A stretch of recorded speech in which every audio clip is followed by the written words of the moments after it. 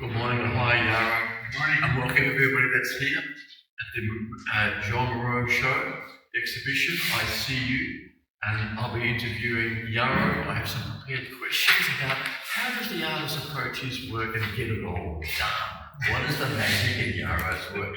Question number one, Yaro. What aspects of Joan Miro's work most influenced you in your own work? Well, in the beginning, I looked at when my wife suggested Joan Miro theme. I looked at his art and his life, and I wasn't very impressed. I didn't like the lines. Interesting. And then she said, just paint. Why don't you paint with this theme? Like, for example, the theme of Ukraine and the Ukrainian soldiers defending a village. And I thought, wow, and it just came out using his type of abstractions. I was able to do quite a few of the paintings. Thanks to him. Thanks to him. And with that in mind, describe your own creative processes and how it evolved from, say, from the start to the finish. Yes, it's an interesting story now that I think of it. Gemma, an artist, and I'm a psychotherapist, therapist, and she said, if we're going to unite therapy with art and create a Gestalt Art Therapy Center, you've got to go and learn something about painting, different things, style, colors. Okay, so I went to a lovely master painter, and he says, Yaro, you start painting with two canvases at the same time. I said, what? I can't even do one. How? Do two, he said, because you're impatient. So you slow down. It's true. When I began to paint, I slowed down. And after 3 years being taught by him, being patient, when I have a canvas in colors, I slow down, and it really, everything is forgotten except me and my canvas. So that's the beautiful I enjoy about it. So it's a meditation for me. Oh, I can see that, yes. So within your own practice as an art therapist, other than just having the theory of art, you actually immerse yourself in the process yourself. Right. It's fantastic. Yeah. What personal insights brought you to your, what personal insights you brought to your work inspired by Joan Miro? It's a very interesting question because when you think about that this morning, and I noticed that Joan Miro was very interested in unconscious and conscious. I guess he may have known about Freud at that time, in those years. And he did some of the art in that respect, his sculptures and all that, to bring the unconscious, and the same with therapy, you bring the client's unconscious aspect, which could be confusing, terrible, into the conscious. And one of the form of art is drawing. I, for example, said to someone, draw your mother that you hate. And they draw their mother, said, that's it, that's her. I said, what do you want to do with her? Oh, I get rid of her. Well, go ahead. So she rips her apart and tells her, which I feel much better. So not hurting anybody, the client makes a drawing, whichever drawing he or she makes, and then deals with it the way they want. And I don't have any suggestion. They just do it the way they do it. So we bring down the unconscious that could be self-destructive into a drawing aspect and be relating to that drawing. Sometimes we speak to that drawing. So what do you want to do? And we have what I call a empty chair, where you put the drawing in the empty chair, and the drawing, then you ask the question, then you go back, be the drawing, and respond to the person, and then they have a dialogue. And very often the dialogue becomes aha, oh, now I understand what's going on in my life, in my work, etc., etc. It's very interesting. I'm going to ask the question which isn't on the list, is that with Miro and his unique visual language, how did you encompass your own story using his language, or did you add your own language to the style of Miro? I definitely began to look at his language, and he's got so many aspects. I have only one aspect with painting. He has different, he does something that you do, the sculptures and all that. And so the language was existential abstraction. And we are more and more in the world of existentialism and abstractions. We are not very, I think I'm not very interested in, say, an old painting by an old master. I'm interested, but I'm not doesn't touch me. But looking at the current existentialist work, I'm impressed by the way I can put all these little pieces together, and I go, wow, I know what that means now. And the meaning comes from the connection and integration of the little pieces. And then you name it, and I name it the title, such and such title. I don't give them a title. I look at it, feel what's going on, sense it, and then give a title that emerges for me. Yeah. Fantastic.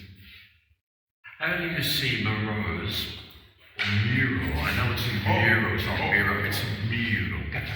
How do you see Miro's abstract art form and how it fits within your own contemporary art form? Yeah, well, this is exactly what I learned from him. That I love portraits. So you get a portrait, you draw a portrait, looks good. But when I began to do some of his abstractions, I thought, it doesn't make sense. And I thought, no, it does make sense, because my bits and pieces, I said before, come together and they have a meaning. Suddenly they have a meaning. So as a therapist, I bring the meaning out from the client, and as an artist, I bring the meaning out of my bits and pieces I put together. So it's a very exciting way of combining the two. Yeah. And I guess the journey is very, very exciting as things reveal themselves. Exactly, yes, really. Within the concepts of being an art therapist yourself, did you find this art being a therapy for you as you engage in your own work? Absolutely, yes, absolutely. There's an example of my master, Baba Ramdas, whom I studied for many years. I put him up there because I felt like, yes, I want to remember him somehow, but I don't want to photograph of him. But remember him, so I put his face right in there and surrounded him with what Miro would say, a celestial abstract environment. And I love that. Yes, I love that work too, I really do.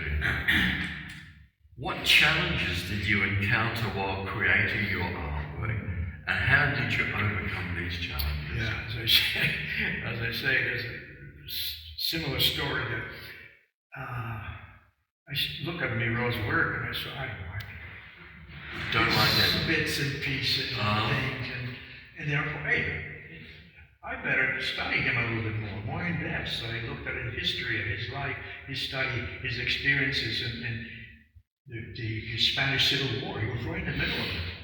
And he was depressed for 3 months in bed. So those little bits and pieces I picked up from his life. And I thought, that makes a lot of sense to me, to put my life on canvas and see how it works. That's my personal self-portrait over there. And expresses Miro's environment.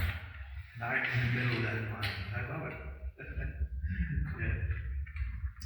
And through the journey of, say, this exhibition with Joan Miro, would that encourage you to continue creating your own artworks in the style that might be Yaro Starak stuff? Well, thank you. That's a good point. I haven't thought about it immediately, but that's a good point. What would be my style that is influenced by Miro? And I may even liking the idea of making portraits of my friends, certainly. I may attempt to do portraits a la Miro. I haven't done it, but I may attempt to do it now. That's my next stage of development, I guess. Yeah, so the influences will continue. Yeah, continue that in my own way, of course. But continue his ideas, symbolism, which is both unconscious and conscious, integrating the two. I guess that's part of his language, because it's not really a common form, it's from the unconscious. Yes. Comments? Questions? What medium have you used? What medium? Medium? Yeah, what medium have you used and why? The medium, you mean the colors and stuff? What kind of paint? Acrylic. What kind of paint? I'm an acrylic fan. I love acrylic. You can change it. And Gemma says, my wife says, don't worry, if you don't like it, just erase it, put something new.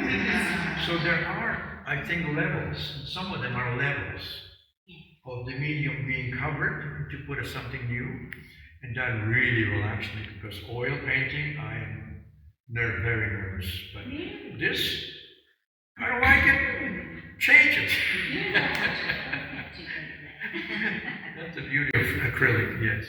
Yaro, I was just amazed at your little comment, how you said, your former comment, how you said you didn't particularly like Miro's work when you first... No, I didn't, yeah. Neither did I. And it's amazing how when you start to learn a bit more about the artist and where the work's coming from, how you can bring it in and make a connection with yourself for that, and that can bring a whole new light onto it.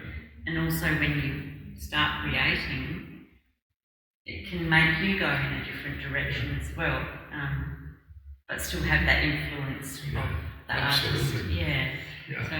So what does attract me is the colours, and you certainly have done that very well with yours. So, as you mentioned, there's some kind of emergent interest in creativity in me when I see Picasso exhibition.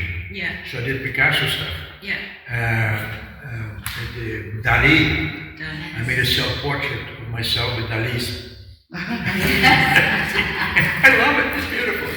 And it's all these experiences with a theme attached to some creative artist makes my creative desire emerge. Yes. And then I'm fine. I'm okay. This may be bad or no, it's beautiful. but it's, to me, it's beautiful outcome. But all artists influence each other. That's right. And that's right. there's no shame in producing something similar to somebody else. But with your own slant. Yeah. I asked you when we were looking at the significance of the gold crystal that is in all of them except for your master. Crystals in the work. The gold. Significance of that. Yeah. You mentioned that there is a theme there where there's a little crystal, and there is something that I connected when you mentioned that the whole idea that the eye is the window of the soul. I love that expression because that's where the eyes are. You look at a person's eyes and you feel the soul in that person. And that expresses that exactly, the little things. Except for him and that my friend there, because he's got a photograph there. But the others are a little bit of bits and pieces that express the eyes. Yeah. Thank you. That's very nice. You bring your own personal visual language into the works laid on Miro's Miro's info style. That's right. Yes. Thank you. That's very good. And I think we'll now say thank you very much, Yaro. Thanks for that. Thank you.